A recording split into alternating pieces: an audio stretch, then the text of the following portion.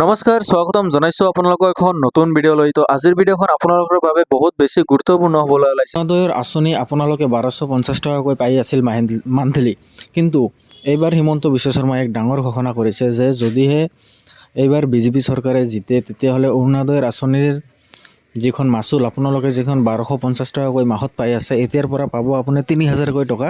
আপুনি এইখন ভিডিঅ' সম্পূৰ্ণলৈ চাওক, তেতিয়াহ'লে আপুনি গম পাব। মই পুনৰবাৰ অসমৰ যুৱ সমাজক প্ৰতিশ্ৰুতি দিছোঁ, আমাৰ চৰকাৰ অহাৰ লগে লগে আমি 5 বছৰত ৰাজ্যৰ 2 লাখ যুৱক যুৱতীক চৰকাৰী আমি চাকৰি দিম। ৰাজ্যত আমি CM-AAA ষ্টাৰ্টআপ আৰু উদ্যোগীকৰণৰ জৰিয়তে আৰু অতিৰিক্ত 10 লাখ যুৱকক আমি কৰ্মসংস্থাপন দিবলৈ আমি প্ৰয়াস আৰু প্ৰচেষ্টা কৰিম। ৰাজ্যৰ 40 লাখ মহিলাক লাখপতি বাইদেউ হোৱাৰ সুযোগ দিয়াৰ বাবে আমি 25,000 টকাকৈ এককালীন অনুদান আগবঢ়াম আৰু অৰুণোদয় যোজনাক 1250 টকাৰ পৰা ক্ৰমে 3,000 টকা মাহিলী লৈ যোৱাৰ বাবে আমি চেষ্টা কৰিম।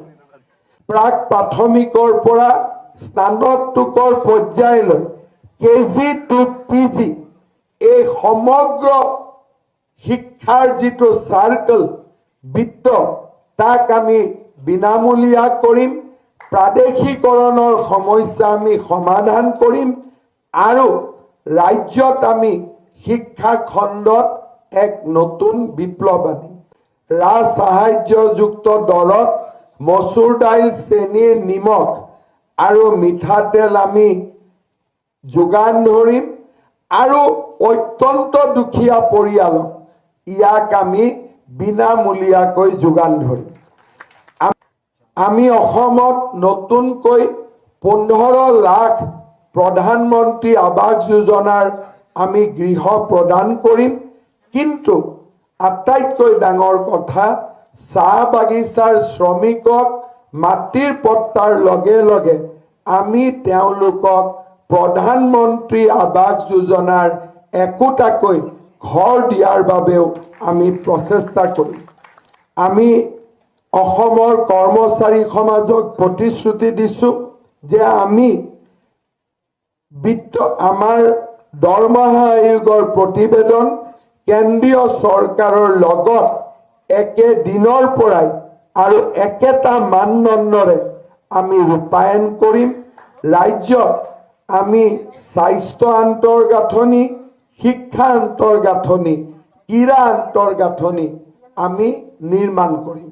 শ্ৰদ্ধাৰ সুধীবৃন্দ, মই বিশ্বাস কৰোঁ প্ৰধানমন্ত্ৰী নৰেন্দ্ৰ মোদী ডাঙৰীয়াৰ আশীৰ্বাদত অহা 5 বছৰ অসমৰ ৰাইজে যদি ভাৰতীয় জনতা পাৰ্টিক চৰকাৰ গঠন কৰিবলৈ সুযোগ দিয়ে, আমি অসমক ভাৰতৰ সৰ্বশ্ৰেষ্ঠ আৰু শক্তিশালী ৰাজ্যসমূহৰ মাজত এখন হিচাপে আমি প্ৰতিষ্ঠিত কৰিব পাৰিম।